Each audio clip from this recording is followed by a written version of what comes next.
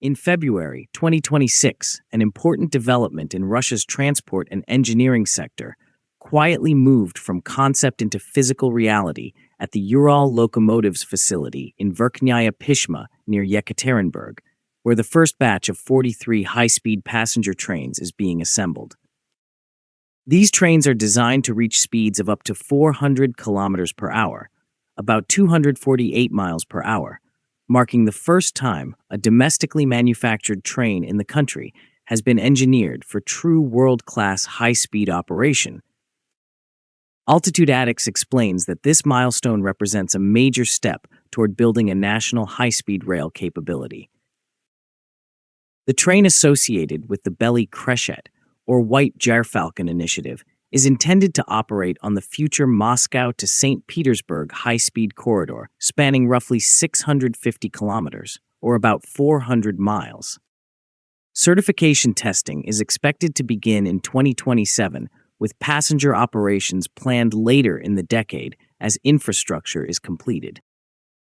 Inside the production halls, the first cars are nearing completion as engineers assemble the structural shells of a motor car and an intermediate trailer car that will form part of the initial prototype train set.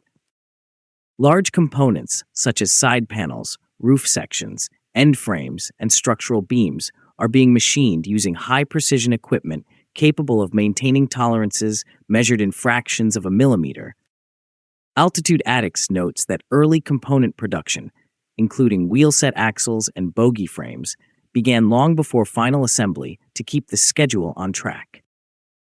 One of the most technically demanding tasks has been the assembly of the driver's cab frame, whose streamlined nose shape is carefully engineered to minimize aerodynamic drag at speeds approaching 400 kilometers per hour while maintaining structural integrity during pressure loads and potential impacts. Even small changes in geometry at these speeds can significantly affect energy consumption and stability. A key feature of the design is the use of extruded aluminum profiles for the car bodies, which can reduce structural weight dramatically compared with conventional steel, sometimes by a factor of up to 3, depending on the component.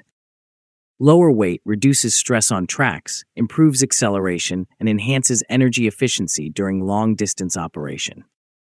Altitude Addicts highlights that lightweight construction is essential for safe operation above 300 kilometers per hour.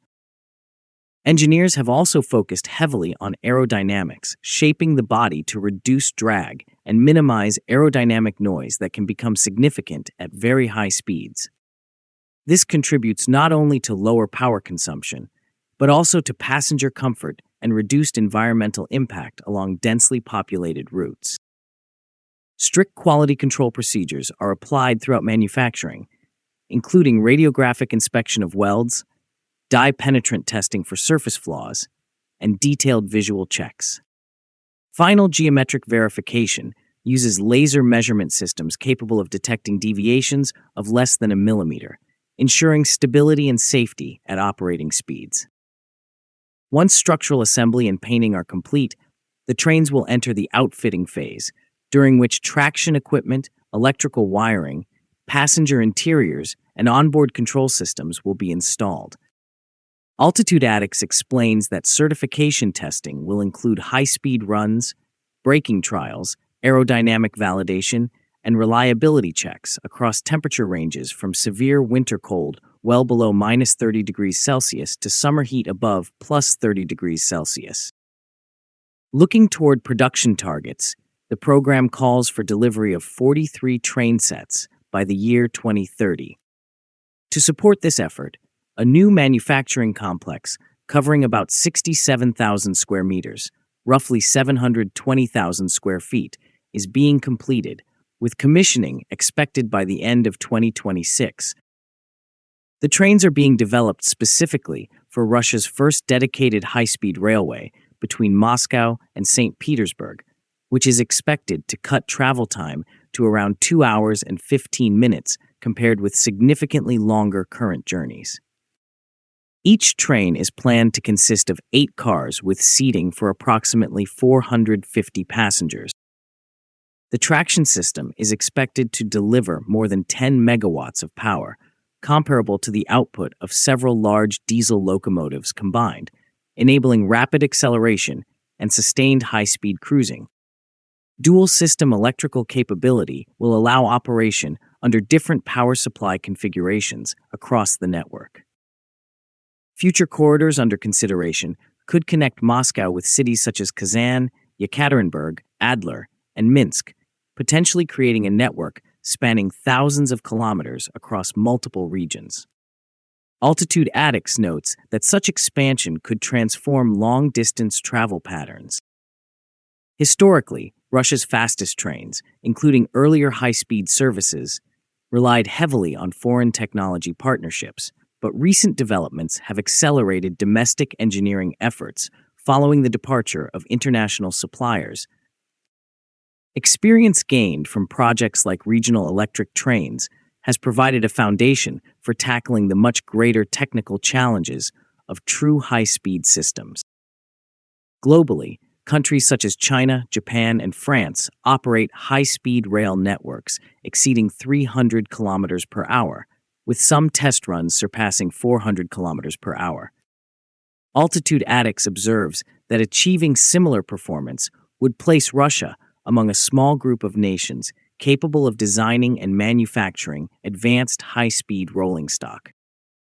Beyond transportation benefits, the project has wide economic implications, generating demand across industries including metallurgy, electronics, construction, and digital systems. Long-term expansion of the network could require hundreds of train sets, supporting employment and industrial growth. Improved connectivity between major cities is expected to enhance regional mobility, reduce dependence on short-haul aviation, and promote economic integration across vast distances that can span several time zones. This shift could reshape travel behavior and logistics planning. As the first aluminum car bodies take shape on the factory floor, the high-speed train program stands as both an engineering challenge and a symbol of strategic ambition. Altitude Addicts concludes that the upcoming testing phase will determine how quickly the trains transition from prototypes to regular passenger service. If successful, the initiative could usher in a new era of faster journeys, modern rail infrastructure, and domestically developed high-speed technology, positioning rail as a central pillar of national transportation for decades to come. If you liked the video, please subscribe, share, and like. Also, please take the membership of Altitude Addicts to encourage us.